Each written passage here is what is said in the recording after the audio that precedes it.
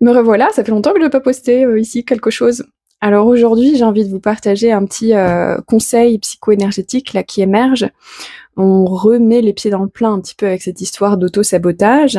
Et le conseil que je vous donne concrètement, c'est que plutôt que de penser en termes d'auto-sabotage qui franchement n'est pas vraiment très aidant, c'est important de lire en dessous ce qui se joue et c'est plutôt en fait une histoire de bénéfices secondaires. Donc on replace dans le contexte, si cette vidéo elle est pour vous aujourd'hui, ce conseil, est-ce que vous vous sentez bloqué, c'est-à-dire vous avez un projet, il y a quelque chose que vous voulez faire consciemment, et puis intérieurement vous savez pas ce que c'est, mais il y a quelque chose, c'est comme si ça résiste, c'est comme si ça veut pas que ça se fasse, ça veut pas que ça marche, ça a l'air de venir de vous, mais c'est un peu flou, vous savez pas pourquoi. Bon, pourquoi c'est flou en général? Parce qu'on veut pas entendre.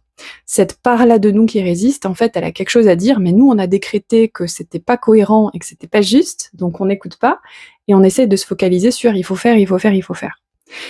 Moi, j'accompagne beaucoup de personnes qui sont dans ce cas-là, et tout le sujet, c'est de finalement arrêter de tirer dans un sens pour revenir à quelque chose d'un petit peu plus équitable, dans l'écoute de nos parts intérieures, et de dire, ok, il y a une part de moi qui veut avancer, qui veut faire ci ou ça, il y a une part de moi qui résiste.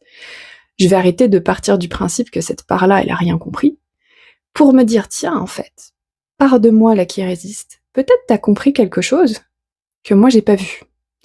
Et donc, on revient à notre histoire de bénéfice secondaire.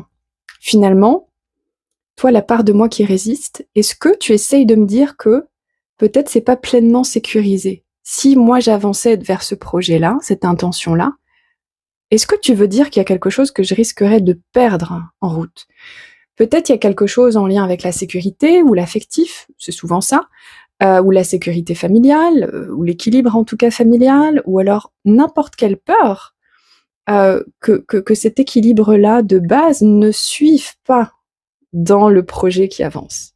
Donc, plutôt que de se dire il y a une part de moi qui me veut du mal et qui veut me bloquer, allons l'écouter pour voir quelle autre pertinence elle a. Et donc moi, c'est ça la question que je vous propose avec cette notion de bénéfice secondaire, c'est-à-dire qu'est-ce que je gagne à ce que ce projet-là ne se fasse pas.